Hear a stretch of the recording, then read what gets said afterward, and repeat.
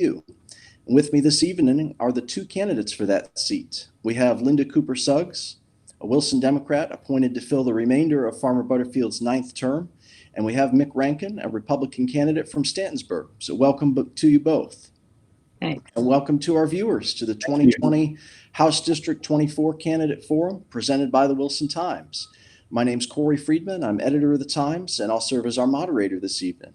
I've prepared a list of questions for the candidates, and we will also be accepting questions from our viewers on wilsontimes.com and on the Wilson Times Facebook page. So feel free to share your comments as we continue this evening.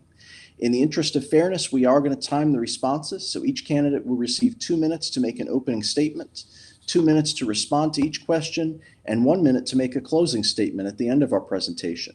Responses will be timed, and if necessary, I will use a xylophone. I will show this to everyone here. This is a children's xylophone that Shanna Hoover, our VP of marketing, picked up at Target for the Sheriff's Candidate Forum about 2 years ago, and we have enjoyed having that as a prop for our political forums and debates. So our format is that of a candidate forum. We do ask that the candidates will address their responses to me as the moderator or to the viewers at large, rather than addressing each other directly. Alphabetical order will determine the order of our speakers. So Representative Cooper Suggs will speak first by alphabetical order, followed by Mr. Rankin. We hold these events in an effort to foster public participation in the democratic process. We want to treat both candidates with respect and fairness, and just get answers for all of our viewers who are watching. So our editorial page does not endorse candidates for public office. We also don't endorse political parties. We're here as a nonpartisan entity. We do encourage all eligible citizens to register and vote. So whoever you vote for, please do make sure you're registered. Take advantage of early voting, vote by mail, vote on election day. However you vote, we hope you do vote. And with that, we will begin the forum with our opening statements. So starting with Linda Cooper Suggs, please take a moment to introduce yourself to the voters and tell us why you should be Wilson County's next representative in the North Carolina House. Good evening, everyone. Good evening, Corey, and to the Wilson Times for allowing us and putting us on this forum. Yes, I am Linda Cooper Suggs. I'm the newest member of the North Carolina General Assembly, representing District 24. I am a mother, a grandmother. I am a sister, a daughter, an educator. I'm a Christian. I'm a deacon in my church for over 10 years. And I grew up in a farming community in Sampson County with my mom, my dad, my 6 brothers. My father was a World War II veteran, and 5 of my 6 brothers were in the military. So yes, they taught us hard work. They taught us patriotism. They taught us the need to be able to continue to follow through and do what's right for our nation. I went off to college, and upon going off to college, then I came to Elm City. I went to North Carolina A&T State University. Why do I want to serve in this position? I want to serve in this position as I continue because I want to be the voice for the people. I understand what's taking place in the hearts of people at this point. I understand the economy. I understand the educational system and what teachers have had to endure, as well as our students. I'm there to support them. I'll support personnel within the school system, economic development with small businesses, as well as our businesses here, even here in Wilson County, but throughout the state. But also healthcare for everyone. All of those things are extremely important to me. Now, why do I want to continue this journey? Because yes, I have formed partnerships with people. I served as chair of the Democratic Party for 2 terms, 2017, and then again in 2019. And out of that, we elected Democrats. We elected individuals each and every time, but it did not come directly from me. It came from a partnership, and that's the reason why in serving, even in the General Assembly at this point, and the House of Representatives at this point, it's a partnership that we must venture. We must continue to be able to work with other individuals across the line. So that's part of the reason I want to do this. Yes, I am an Alpha Kappa Alpha lady, pink and green. I'm part of the Democratic Women. I also serve on state committees throughout the state of North Carolina. We'll try it. We'll give you each a couple more seconds if you go over. We don't want to be too strict, but we just do want to make sure that we're being fair to all the candidates. So thank you Okay. for that introduction. Thank you so much. Thank Oh, you. you're welcome. All right. Well, Mr. Rankin, would you like to tell us a little about yourself and why you're seeking the House District 24 seat? Yes, sir. Thank you very much, and thank you to Linda Cooper Suggs for being here with me tonight to give the voters a choice and a voice in their government. I joined the Navy out of high school. I graduated from high school in Durham, where my father retired from the Navy and settled to. To where I met my wife, and then a few years later we reconnected and got married. Been married for 38 years, and I spent 41 years in the Navy. Been around the world, seen a lot of things, and when I got ready to retire, my wife and I looked for some place that felt like home, and we found this nice sweet potato field out here in Wilson County, and it felt like home. So when I retired here, I started a small farm, and we've been working it ever since. And I grow hay and then have some miniature cattle. I have 3 children. One lives down near the coast. My youngest, who's also spent 6 years in the Navy, got out and is now going to ECU, will graduate this November, is staying here with us. And then my middle daughter, she's a teacher in Wake County. So I have a very, very strong interest in what goes on our education system and how our teachers are treated. Some of my priorities I'm for limited government. I think the government needs to get out of the way and trust the people and let the people do what they need to do to get ahead and be prosperous. I am pro-life. I also believe in health care. But I believe that when we talk about healthcare, we have the best healthcare system in the world. How we pay for it through the health insurance system, that's a little bit different. And we need to figure out ways to make it affordable for everybody.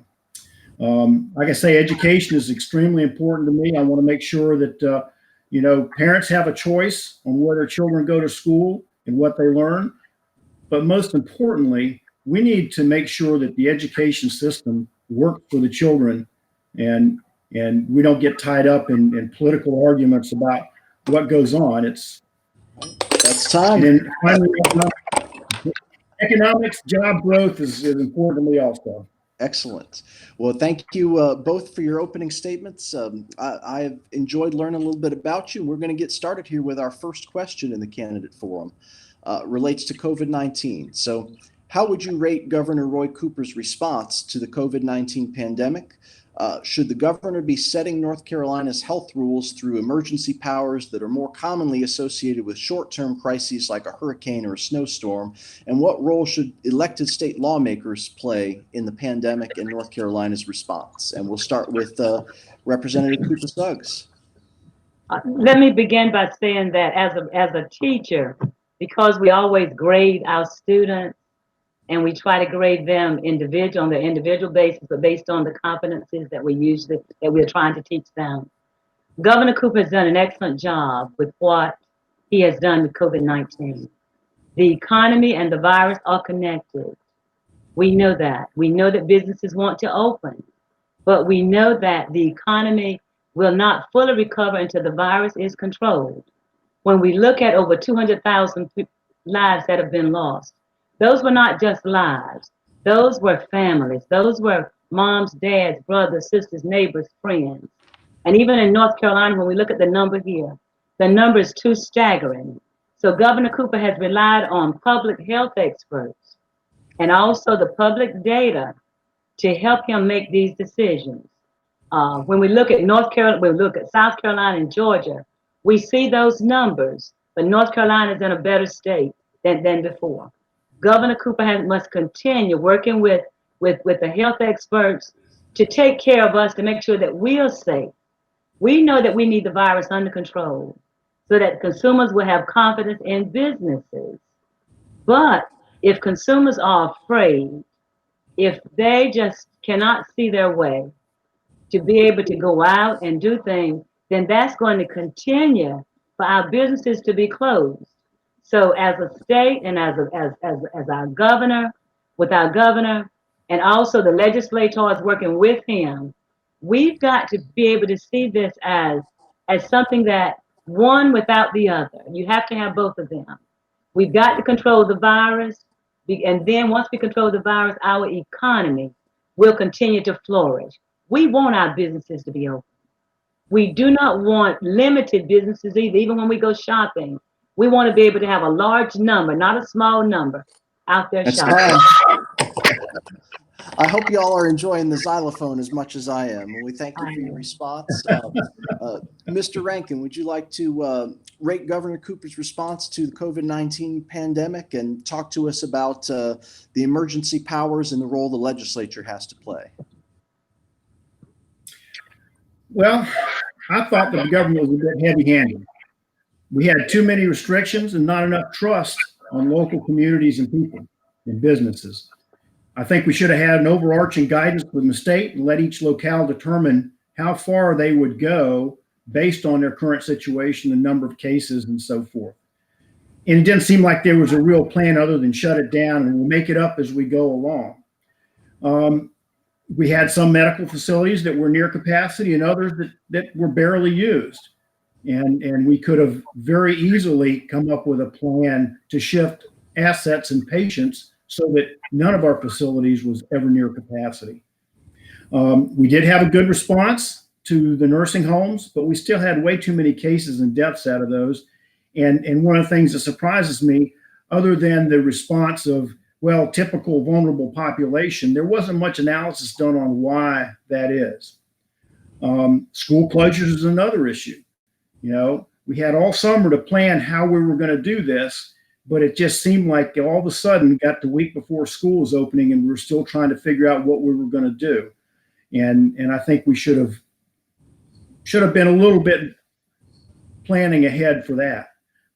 As far as the legislature and emergency powers, I believe that the governor should have emergency powers for situations such as, you know, the hurricanes and events like that. But when it starts stretching over a long period of time, I think the governor should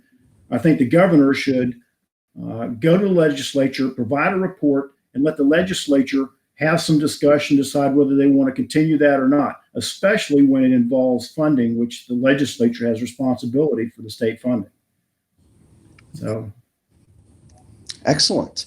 And I've got a related question next. So you'll both have the chance to expand upon this a little bit, but this next question is just targeted a little bit more and specifically addresses the business closures. So Governor Cooper says his phased reopening of North Carolina's economy is informed by science and data. However, there are some distinctions between businesses that appear to be arbitrary. For example, bars inside restaurants are allowed to operate while freestanding bars must remain closed. A bar is a bar is a bar. I don't know that there's a scientific difference between the two. As long as masks are worn and social distancing guidelines are observed, should the government be treating businesses differently from one another based on what appears to be policymakers' personal judgments? And we'll start with Representative Cooper Suggs. Science-based. And should he be treating businesses differently? When we talk about the opening of bars, we realize that the nature of a bar in itself is gregarious. We go there to have fun. We go there to laugh and participate and do whatever we want to do there. We realize that oftentimes that people do sometimes get out of control or they become very relaxed. And one of the things that we have seen with these bars or even just open businesses, the most dangerous businesses are one where people are allowed to be close to each other, whether it's within the bar area or whether it's going to be within a dance, an assembly hall or whatever. That's where the problems are existing. Do we think arbitrarily that people should control their own behaviors? We would love for that to happen. Every citizen in North Carolina would love for that to happen. Even now, with wearing our masks, social distancing, we're still having some issues even with that. As we stand in grocery store lines, people trying to get too close to some of us, people not wearing their masks, but they want to approach or begin to talk. And we know that we don't know all the research yet, but we know that the science is basically telling us some things that we need to believe and we need to live off of. And that's part of what Governor Cooper has been trying to get us to understand, as well as when we look at the CDC and other health organizations as well. The Republicans have been trying to open bars ever since the springtime of this year. Even though the science is clear that bars are some of the most dangerous places for people to be. It would be wonderful if they could do this. But we have to realize that behavior is just our behavior. We are human. Republicans have sued us, you know, they've passed bills. They put a high priority on opening bars than on the opening of our school. Right. That's what concerns me. All right. Well, thank you for your response. Mr. Rankin, would you like to weigh in on whether businesses should be treated differently based on personal judgment of the governor and policymakers? You know, is there a difference between a bar inside a Ruby Tuesdays or a Chili's and a freestanding bar from a scientific standpoint? Well, I personally, I think that the business closures were arbitrary. Too many small businesses were just shut down while other businesses were allowed to stay open. You know, there were small stores that had to be shut down, but you could still go to Walmart. You know, some of it just didn't make sense. But I will say this: when it came time to decide what was going to be shut down, the best example I can give is barbers and salons. They've already had an existing relationship with the health department for sanitation standards. They could have been closed down for 2 weeks for sanitation cleaning and retraining, and as well as the health department using them as an education source for the public to help the public understand the sanitation standards, as well as wearing masks and so forth. But we just shut them down.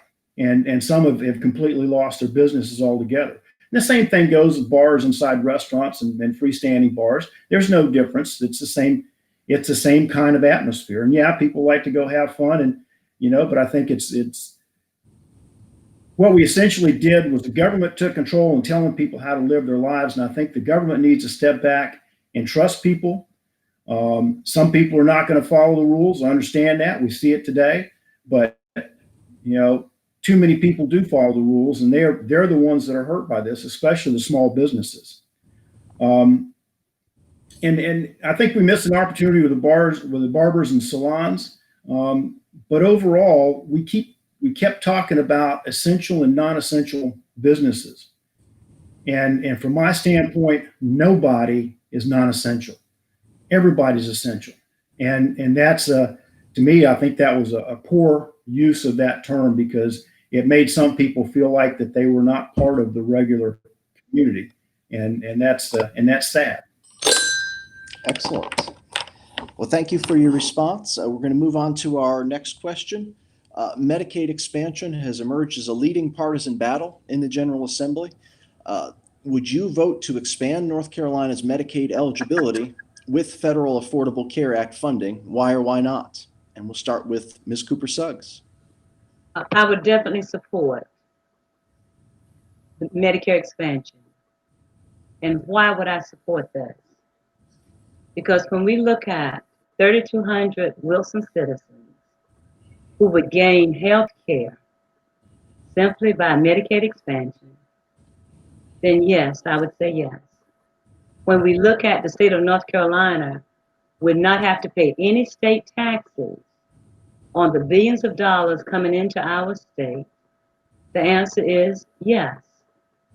When we look at also increasing the number of persons who would have health care, therefore, whenever they do become ill and they have to go to the hospital, those who are going without any type of insurance, what's happening to the cost at our hospitals? Right here in little old Wilson, North Carolina. And look at the other places as well. I would definitely say yes. When we look at job opportunities in the healthcare field for people in Wilson, we're looking at 314 new jobs for individuals here. The answer is yes. I would say definitely to expand Medicaid. That everyone should have access to a healthcare system. And by us expanding, that's going to increase the number of persons who would receive it. All of this simply means that by accepting these billions of federal dollars coming into our state to expand healthcare, we are making the quality of life better for many of our citizens right here in North Carolina. We are providing them with the opportunity to be able to not only go to the hospital whenever they're ill, but also they'll be able to have preventive care. And that's going to increase the quality, improve the quality of life, not only the length of one's life, but also the quality of one's life. Thank you for it. Excellent. Thank you. Mr. Rankin, Medicaid expansion, would you vote to expand the Medicaid eligibility, or would you not vote to expand eligibility? I would not. Expanding Medicaid eligibility raises that eligibility up to 138% of the poverty level. And that would add about approximately 500,000 people across the state on the Medicaid rolls. 78% of those are childless working adults. They obviously need affordable health care. But the problem is when we add that many more people to the healthcare rolls, especially in the rural communities where there is a shortage of healthcare professionals, it's going to affect the people the most that need the healthcare the most, the low-income parents, pregnant women, children, disabled adults, and it will cause them a harder, more hardship as they try to access healthcare providers. I think we would do much better by incentivizing moving healthcare providers into rural areas, that we expand health insurance options to allow people more competition, lower cost plans that better serve the public. And they can, right now with the Affordable Care Act, they really only have one choice when they get health insurance, and they pay for everything. But I think expanding healthcare providers in rural communities with incentives is one of the best ways that we can do that. And then expanding our health insurance options by doing away with some of the regulations on those and letting people buy health insurance plans that fit their lifestyle rather than trying to force something onto everybody. All right, excellent. Got a related question here, also on the subject of healthcare. North Carolina is one of 35 states with certificate of need laws that prevent hospitals from adding beds or clinics from operating new medical equipment without state regulators' permission. Supporters say that certificate of need laws protect community hospitals like our own Wilson Medical Center, while opponents say that they limit competition and consumer choice and that they actually raise prices because they limit the availability of healthcare providers. Do you support repealing certificate of need requirements or leaving them in place? And we'll start with Representative Cooper Suggs.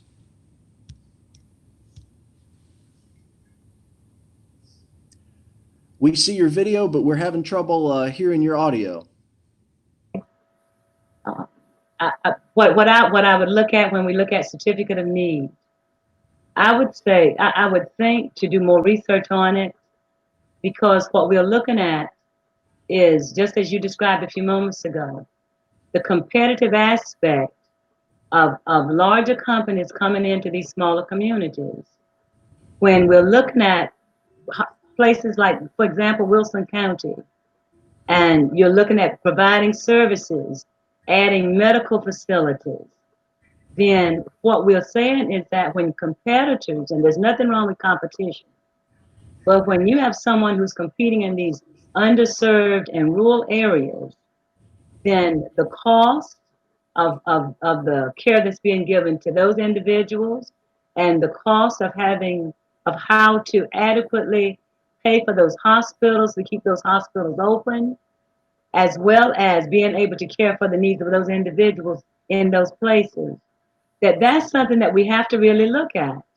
Because we've seen over the last 10 years or less than that, the number of hospitals that have actually closed and people having to travel, not 10, 15, 20 miles, but even further than that in some instances for adequate medical care. And yes, we do need more doctors. We do need more facilities. But when it comes to being able to add, to acquire, replace healthcare facilities or equipment, then yes, I think that we still need to have more controls over that. And I would be willing, as your legislator, to continue to research it, to continue to listen to both sides of it, so that I would be able to make a decision that would be beneficial to every citizen here in Wilson County, thereby helping other citizens throughout the state of North Carolina. So yes, we do have something that we definitely need to look at. And facilities, especially in the, like I said, in these rural hospitals, that's where we're going to have those concerns. Excellent. Mr. Rankin, certificate of need laws, would you support leaving the laws in place or repealing them? I believe in repealing them. They restrict access to health services by limiting the types of service, competition, and studies have shown they actually increase cost in areas because of that lack of competition. Concept is a state regulatory board determines the need for a medical provider to add a service, which is an MRI, a surgical center, et cetera.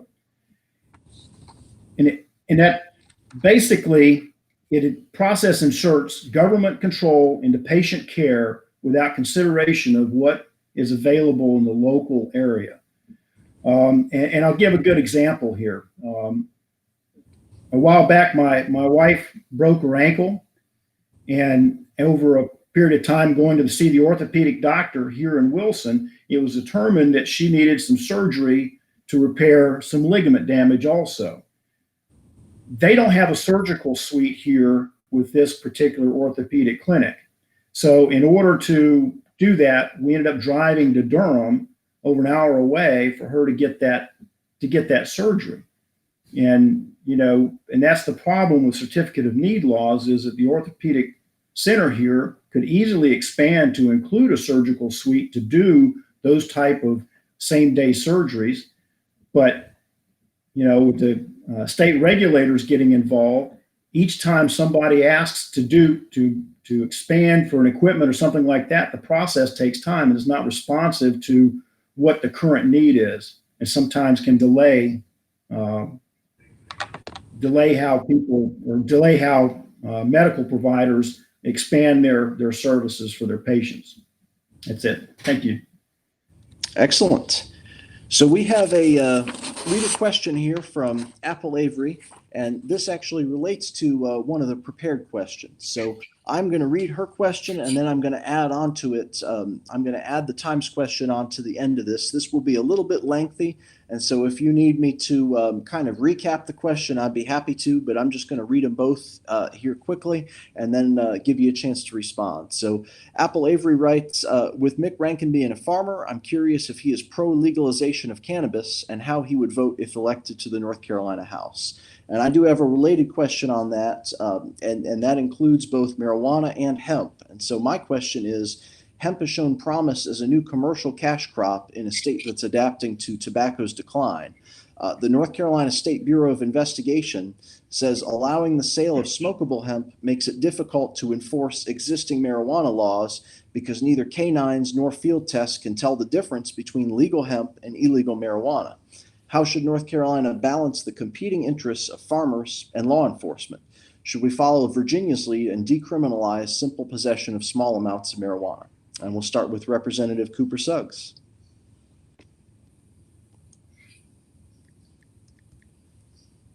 And we are having trouble with your audio again. Okay. Marijuana legalization, I have an issue with that because many individuals do not want to decriminalize those areas. So I have an issue with that. When I look at, and I would have, like I said before, I would have to really talk about that even more. When I look at the hemp, what's happening with the hemp farming, and then working with the hemp ban, we have to realize that Senate Bill 315, signed into law by the governor, as we know, gave farmers the opportunity so that to increase their income, because this is a business, to be able to process, and even here in Wilson County, if I'm not mistaken, it was in the paper some time ago about farmers who have converted. So hemp is here. It is here. Yes, our law enforcement officers have had an issue between hemp and marijuana and the appearance of it. But you're looking at two different products in this case, because we know that there's no THC in hemp. We know that, even though you have to test it to be able to be sure of that. Smokable hemp and all other forms of hemp remain legal, and it's unregulated even after it leaves the farm, according to the state farm bill. It stays in that, it's like that. So even I came from a farming community, and we had tobacco then, and people talked about tobacco later on, but now we have a different cash crop that is being able to be used for not only for medicinal purposes, to allow them to be able to grow, to be able to process, to be able to place monies back into our community. So, and it's already regulated. So therefore, people would still be able to continue to do it. So I would not put a ban on it. All right, excellent. Mr. Rankin, do you want to respond versus the difference between hemp and marijuana? Should marijuana be decriminalized, and what can North Carolina do to facilitate the growing of commercial hemp and law enforcement's interest to separate that from the illegal, what's legal versus what's illegal, and how do you tell the difference? Well, I will tell you the hemp industry right now is going through some growing pains. No pun intended there. Part of the problem is that it gets tested, and if there's any THC in it at all, then that entire crop has to be destroyed.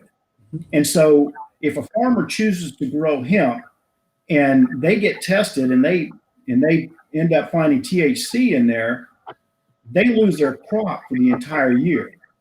So that's sort of a problem. In those states that have marijuana, there's been some real problems with the growth in illegal drug activity, homelessness, crime, and actually the black market for the legalized marijuana has grown substantially. So there's no real upside to that.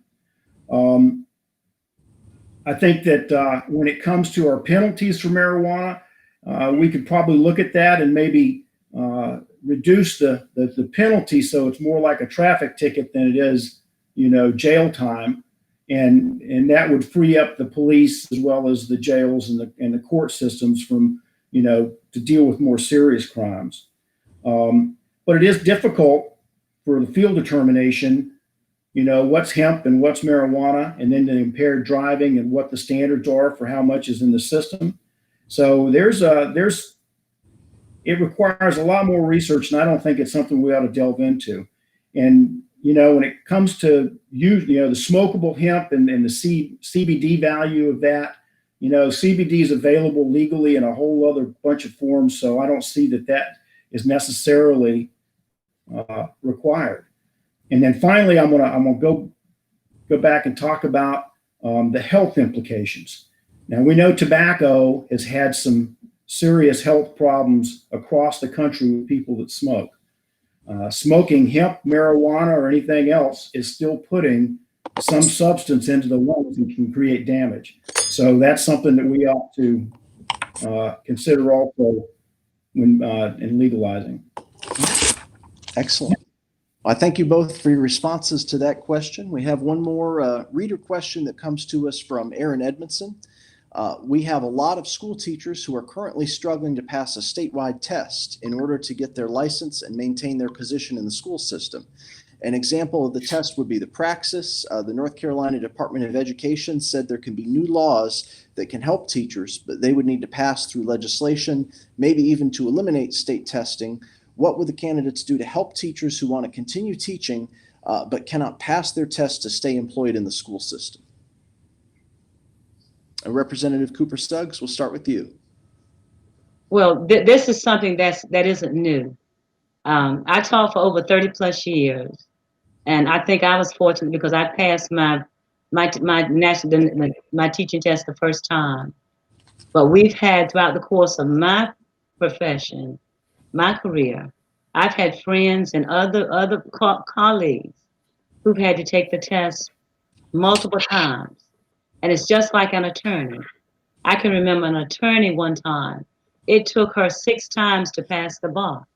But did she ever give up? The answer was no. And she was from a family of attorneys. She never gave up. Now, what can we do to help our teachers? We've had academies before where we would have practice sessions so as to help teachers drill to learn this information to be able to pass the test. I am a national board certified teacher, and take my word, that was hard, very, very difficult, and it was very rigorous in doing so. Some people don't pass the first time, but yet and still you go back and you keep studying. Now, what can the legislature do? Number one, if a teacher once they pass the practice, and they become a certified teacher, once they go back and get their master's, then the state of North Carolina needs to pay them for their master's. We need to treat teachers as professionals. We need to stop treating teachers as if they're second-class citizens. And even though they are trained in every other discipline and every other profession that there is, that's what we do. So the legislature would have to be able to work with our educational facilities, our universities, to be able to have programs, to be able to help our teachers, to be able to pass this test.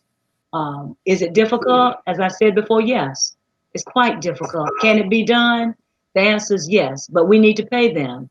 And we need to begin by increasing the base salary for a beginning teacher. And even for the teacher who's in there for 50 years, he or she should not reach a limit of making only $5,200 or $5,500 with a master's.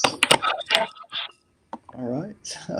Well, thank you for that. Mr. Rankin, do you want to respond to the question from Aaron Edmondson? Was basically, what would the candidates do to help teachers who would like to continue teaching but can't pass their tests to stay employed in the school system? Well, I'm a big believer that if there's a test out there that can meet a requirement to teach, then you ought to be able to pass the test. I think the legislature should, look at that and make sure that the test is current and hasn't become something that 30 years ago was applicable, but now there's things in there that are not as applicable today. So that's just something that, I think whoever provides that test needs to review that. But I do agree that they need to pass the test in order to continue teaching. As far as, once they become a teacher, I do believe in increasing teacher salary based on their education level, as well as other certifications that they may reach to teach different types of courses. The more flexible and the more adaptive a teacher is, the more important they are to the children around them, and the more they can do for those children. When it comes to our starting teacher salary, that's always been a very touchy subject. First of all, I think the first thing we need to do is separate the teachers who are actually teaching in the classroom from the administrators, so that when we say teacher pay, we have the real teacher's pay and not high salaried administrators added into the mix. The other thing is, if we have a starting teacher, the pay should be based on a cost of living index for the state. And the reason I say that is that a beginning teacher pay in North Carolina is not the same as a beginning teacher pay, say, in San Francisco. And so when we look at it nationally and compare nationally teacher pay, that's a little bit disingenuous. So I think we need to look and make sure that we pay our teachers adequately for where they live so that they can afford to live, and then grow their pay based on their education and experience. All right. Related question on education. So Some public education advocates say North Carolina should increase its per pupil spending. However, the national data doesn't show a clear link between per pupil spending and student achievement. How would you vote to fund public schools, and which metrics should lawmakers use to gauge success? Representative Cooper Suggs. We are not hearing your audio. I always mute it each time. You said how should we fund our public school system? Yes. So how would you vote to fund public schools, and which metrics should lawmakers use to gauge success? Metrics to gauge success. Yes, ma'am. I think that's the more difficult one, because we place a lot of emphasis on testing, and there's nothing wrong with testing, but we should be teaching.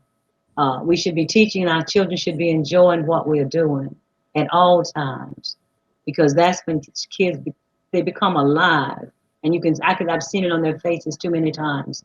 I'm a high school teacher, yes, home economics, family consumer sciences, but over the last 13 years since my retirement from the school system, I have worked in elementary, middle school as well as early college and the other areas as also. So I've seen the light that comes on in a child's eyes whenever they've learned the concept that was more difficult for them. So you have to use a variety of metrics to be able to judge achievement for them. Testing, yes, but testing, accountability standards, being able to also have students do multiple methods of learning. And that's what a lot of our teachers do now. And be able to evaluate students on those areas of learning as well. Not so much a final paper and pencil, but that's for the masses. But whether it's going to be project-based, whether it's going to be it has to be curriculum-based to be able to do that. Now, the funding aspect of it. So how do we fund our public schools? Our public schools have to be funded from a variety of sources. We know that at one time they used part of the lottery, the funds from the lottery, for capital outlay funds, if I'm not mistaken. So therefore, still using, and more of the lottery funds were supposed to have been directed toward public schools. That would be one way to do it.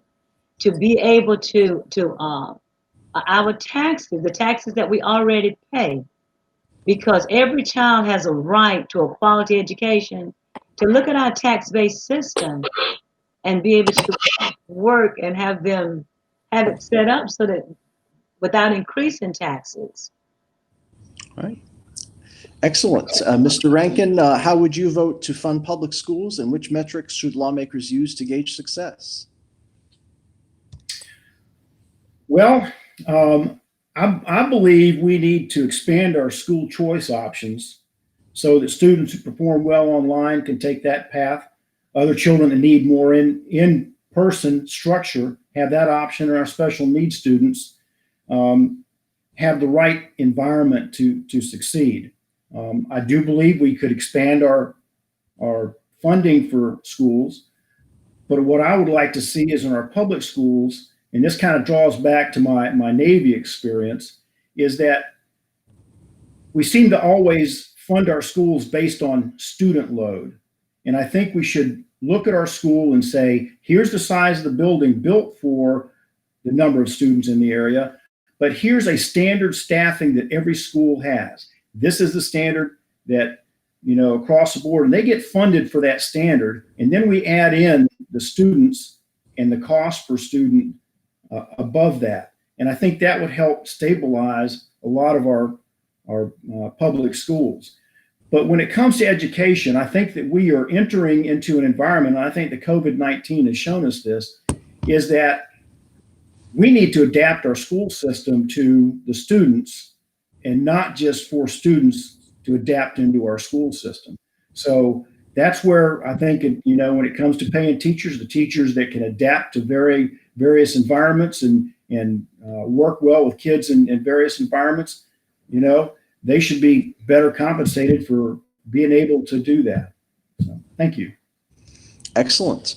We have a viewer question this is an interesting viewer question, and this is from Gene Farmer Butterfield. So we thank you, Representative, for your service. We thank you for watching the webcast. And the former representative's question is, what experience qualifies each of you to be legislators based on public policy experience at the professional or volunteer level? And we'll start with Representative Cooper Suggs. What qualifies me to be in a legislature is, number one, I think having mentors to work with, to walk with, to see and to learn, for one thing, but also my experiences in sitting in boardrooms and making decisions in which you're thinking through this process of whatever the decision is that you're making. That's another aspect of my life that has helped me to be where I am today. Also, to be able to collaborate with other individuals. That's a key component. Growing up in a large family, you learn to share there. But then once you begin to work with individuals, whether it's testing, creating tests, as I did with the North Carolina Department of Public Instruction, whether it's going to be bringing people together with the Democratic Party, whether it's going to be working with people in my church, then all of these skills have brought me to where I am at this point. Am I afraid or am I hesitant about speaking up? The answer is no. Because when you're sitting there and you're analyzing all of this, then therefore you know that you're making a decision that's going to affect not just you, but millions and millions and millions of people. I think another part of my life that has helped me is becoming a National Board Certified teacher. A rigorous process, but in that process, we were constantly analyzing, we were constantly synthesizing, we were constantly evaluating everything that we were doing, not only in the classroom, but in collaboration with our parents, in collaboration with the community, because projects with the community as a school teacher, because we do step out of there with our professional organizations, as well as with administration, both within the school system, but also at central office or at the central district. All of those things have prepared me for this day. Excellent. Thank you for that. Mr. Rankin, what experience qualifies you to be a legislator based on your public policy experience at the professional or volunteer level? Well, first of all, my experience in the Navy. But while I was in the Navy, I was also very active in church, Boy Scouts. My wife was involved in Girl Scouts and church youth group. So we partnered pretty together, working with the community. When it comes to qualifications for legislator, one of the things in my experience in the Navy, as I grew and became a senior officer, is I became very involved with working with both military and civilians, unions, budgets, planning. So I've got kind of a well-rounded of how the government works. And so I understand a little bit about the budgetary process as well as how to shape those things to better suit, in my case in particular, command, but will also help suit our community. Thank you. Excellent. We have another viewer question from Craig Barnes Jr., and he asks, what is your stance on reallocating police funding to assist with funding for schools? And he provides as an example, utilizing funds that are not part of personnel expenses, so we won't lose officers, but perhaps using some ancillary funds to bring back the trade programs like welding, agriculture, and mechanics. So reallocating non-personnel police funds for education and skilled trade programs. I think that it needs to be kept separate, that the police funding needs to stay as is, that our police officers, the law enforcement agencies, need to be able to maintain the funds that they have, and we probably need to increase their funding as well. With the issues that we are seeing with the law enforcement areas, that those funds are being used not only to train the officers, but train the officers in a variety of ways. And those ways would be people with mental health illnesses, with drug issues, with other problems that they may encounter. Now, with the school system and funding for the school system, somewhere along the way during the 45 years I've been in this profession, and I can remember exactly when it happened, can't give you the exact year, when we began to pull out the trade areas from within our career and technical programs. A bad thing to do is almost like we went to sleep one night, and all of a sudden, these trade programs were leaving.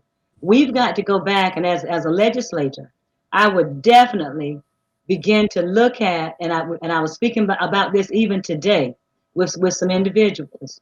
We've got to go back and realize that everyone is not going to college. They're not going to do that. We have so many trades where people will be able to make not only a viable living, but they will be able to do anything that anybody could possibly do because they're learning the trade.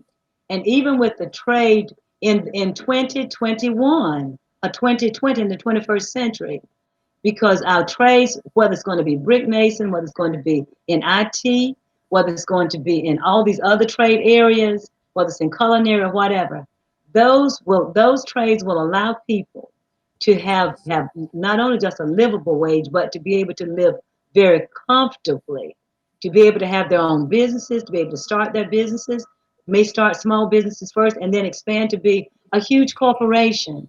So we've got to go back and look at this, but to keep this funding separate. Let police, law enforcement needs their monies. Let us do what we need to do for this school system and our children. All right. Thank you for that response. Mr. Rankin, what's your stance on reallocating police funding to assist with educational funding and support for skilled trades programs? Well, I will have to 100% agree with Representative Cooper Suggs on that. Keep it separate. Don't take any funding away from the police. And in fact, we should expand some of it. When it comes to education, wholeheartedly agree with that too. We need to get the trades back in schools. We need to provide students an option to pursue something other than just college so that they can, have a shot at prosperity and the American dream. And right now, I don't think that we provide that at the high school level. When it comes to police funding and what we're seeing going on around the country right now, I think law and order is an absolute front on everybody's mind, and I want to make sure that if I'm elected, that's something that I support is law and order and ensuring that our police have the necessary resources to respond to any kind of situation that they have. And this is like I say, this is an issue that has been on the front of a lot of people's minds in the last several months. And the education piece, we absolutely need to get the trades back in school because we need to provide more options for our students and help them succeed. Because when they succeed, we all succeed. Thank you. Excellent. I have a related question on law enforcement. So many police agencies here in North Carolina purchase body cameras with Department of Justice grants, federal grants, purchased body cameras with federal grants that were intended to increase transparency and accountability in policing. However, the General Assembly passed a 2016 law that exempts body camera and dashboard camera footage from the Public Records Act. Dashboard camera footage used to be public in North Carolina because of that 2016 law. Now it is not. People are required to petition a judge in order to view police video rather than police having to petition a judge to have video sealed. Should the law be changed to provide more transparency and public disclosure? Representative Cooper Suggs, we'll start with you. Transparency is the key. Transparency is generally good and will help increase community confidence in our law enforcement system, but will also help our law enforcement when they're faced with false allegations. So the law is there, and the law simply states that in order for someone to be able to receive this information, that they would have to get a subpoena from the judge, Superior Court judge. There has to be a process within our legal system We recognize also that body camera videos capture people in very difficult and embarrassing situations sometimes. But when we look at it, the law has to be able to protect and safeguard everybody, the persons, the privacy of families, as well as the privacy of individuals. So to make sure, transparency is the key. So if that means that we have to change the law, that if we have to make some adjustments, then therefore we must look into this. And we must do what's right for our communities, because we've seen too many times where body cam videos have revealed certain things which would make it more comfortable for families, as well as in some cases for the police as well. So transparency, we must practice full transparency. And if that means that we need to begin to look at the changing the laws, then that's what we need to research and look at. Excellent. Mr. Rankin, should the laws be, I'm hearing some clatter in the audio, but it cleared up. I'm not sure where it was coming from, so I apologize for that. Should the body camera law be changed to provide more transparency and public disclosure? Well, I am all about transparency, and I think that that's the body cameras provided a pretty good shot at that. The problem is any type of video all of a sudden becomes evidentiary. And so once it gets released to the public, that has a tendency then to cloud a jury trial, because it could cause jurors to have a bias. In other words, it would compromise the ability of prosecutors in order to obtain a conviction, or a defending attorney from being able to get a fair trial for their defendant. I believe that if we change it, it should allow localities to have the flexibility that they could show that video to individual victims and families to give them some comfort that justice is being pursued, without making it fully public that would cause a jury to become biased. However, if in the case of a public interest item that would prevent a large riot or outbreak, and releasing the video would help quell that, then I think they should have the flexibility to be able to do that also. But once we started videoing things, then it became as part of the evidence and chain of evidence. And so releasing it publicly would tend to cause a jury to become biased in how they would vote. And that becomes problematic for both prosecutors and defendants. Thank you. All right. Thank you for that. We have another viewer question from Mr. Lenny Bryant, who's watching the live stream. Mr. Bryant, thank you for being with us and watching this. He asks, will you pledge to make sure North Carolina will finally get a minimum wage increase? $7.25 for 12 years is insane, Mr. Bryant writes. So Representative Cooper Suggs, would you support raising the minimum wage from the current $7.25 per hour? Mr. Bryant, I agree totally with you that it is insane. How do you live off of $7.25 per hour? And we're not talking about high school students now. We're trying to make a little extra money, even though some of them do support their families. We're talking about individuals. We need to be able to have a wage, $15 per hour, $12 or $15 per hour for everyone, so that they will be able to have a home, or be able to have an apartment, be able to purchase the things that they need. That's part of this American dream, this American system that we live with. And that's even on a lower scale there. So, when I look at women, because we have a lot of single moms trying to support their children, or we have a lot of moms who've been widowed or something has happened, and they're trying to support their children. And how do you adequately support your child when you're only making $8 an hour? I'm not even going $7.25. I'm just going $8 an hour. How do you do it? It's too difficult. You cannot. not living in 2020, 21, or 2020. So yes, I would work, I would fight my hardest to be able to increase the minimum wage, to have a livable wage that's strong enough, that's high enough, so that whether it's male, female, whether it's tall, short, whether it's whoever it may be, that all of them would be able to increase the quality of life that they deserve living in this United States, because we are an affluent nation. We have money. So now it's time for us to begin to look at it and be able to share in whatever way, share this money so that others will be able to increase businesses, but yet and still get a fair wage at the same time for a job well done or a day's work. Excellent. And that was perfectly timed too. Mr. Rankin, do you support increasing the North Carolina minimum wage from the current $7.25 per hour? I am pretty much against the government setting any kind of wage limits. In cities where they have put the $15 an hour minimum wage, what they found was that workers ended up Recording has stopped. Because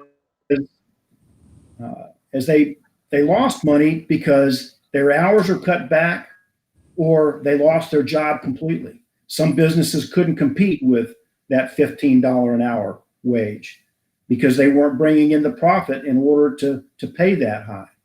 But one of the major things about setting a minimum wage that high is, and we hear the term a living wage, when the government decides that this is what your living wage is, at some point they're going to decide not only is that how much you have to make, that's all you can make.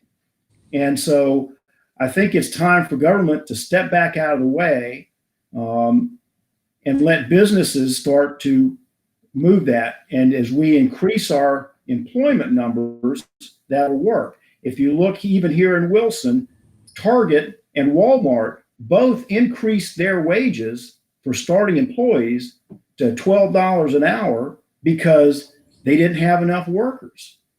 They were competing with each other and they ended up having to pay more in order to get people to work. So to me, that's how we raise that standard. Once the government starts deciding what the standard is, I think that's a bad pill for everybody to have to swallow. All right. Thank you. I've got one final question and then we will go to closing statements. So I know we're just a couple of minutes over time, but I appreciate both of you for bearing with us. The last question here I'll ask this evening is about video sweepstakes. So the General Assembly has been unsuccessful in its recurring efforts to prevent video sweepstakes gaming in North Carolina. Each time lawmakers pass a bill to make the games illegal, the sweepstakes industry changes the gaming software to skirt the new law. Sweepstakes games do seem to be here to stay. Many localities, including right here, the city of Wilson and Wilson County, have specific zoning categories for sweepstakes businesses. The state says that gambling is illegal, and yet we have sweepstakes centers operating here in the city of Wilson, and they're regulated by the city and the county. Should the legislature legitimize, tax, and regulate the sweepstakes industry? Should the legislature revive efforts to ban these games, or is there another third option here that we're not seeing? Representative Cooper Suggs.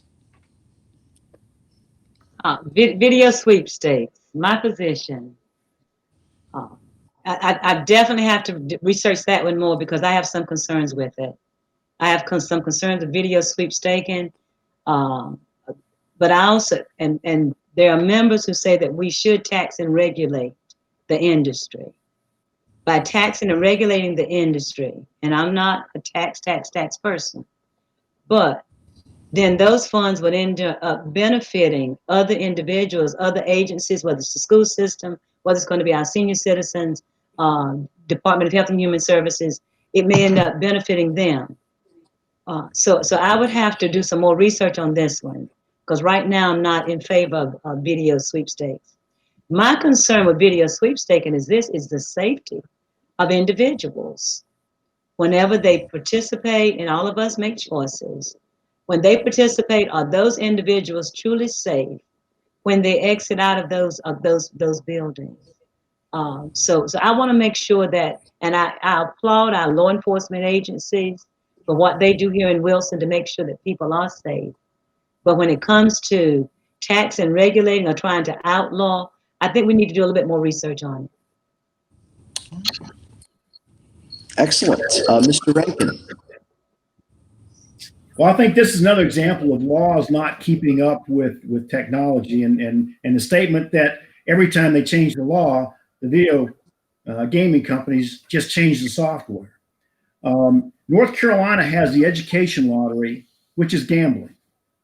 So we cannot say that we're opposed to gambling on a private business level and then say we're okay with it from a government level. I think that we either outlaw all forms of gambling or that we find a way to tax and regulate all forms of gambling. We've allowed the education lottery to expand to a point where less money goes to education than it does for administrative costs, advertising costs, and payouts. So I think we should delete the name education lottery until we actually use a majority of the funds to go to actual education, and specifically our public school systems, that where we really need it the most. Thank you.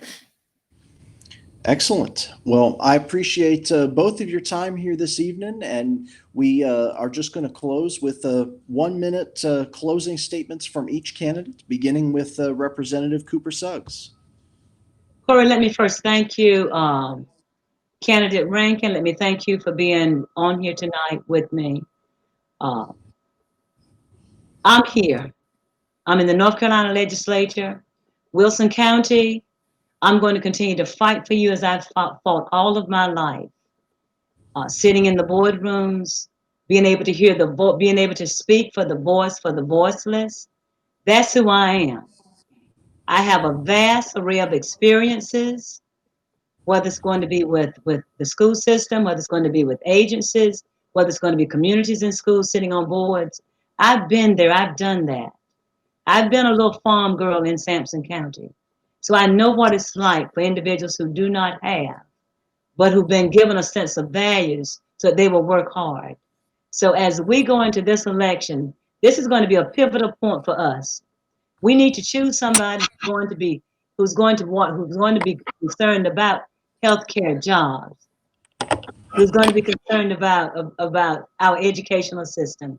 And that person is me, and I ask for your vote in this upcoming election. Thank you so much for allowing me to continue to speak, Corey. All right. Thank you so much. And Mr. Rankin, would you like to make your closing statement as well?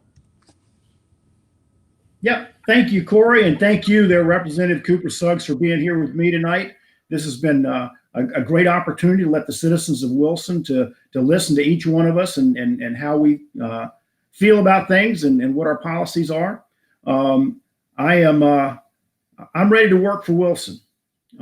This is running my farm here does keep me busy, but I feel the need to do something.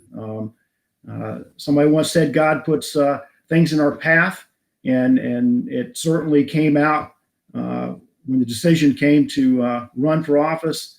I felt like the opportunity just kind of God put it in front of me, and I felt like I needed to step up and do something. And it's one of my hallmarks of my whole career in the Navy is that, if you're not willing to step up and do the hard jobs, then, you're not part of the solution. So I intend to be part of the solution. I intend to work for Wilson, and I intend to work for everybody in Wilson. Thank you. Thank you all so much. To our viewers on wilsontimes.com and Facebook Live, we thank you all for joining us, and we remind everyone to register and vote. Thank you so much. Thank you, Corey. Good night, everyone. Good night. Thank you. Good night.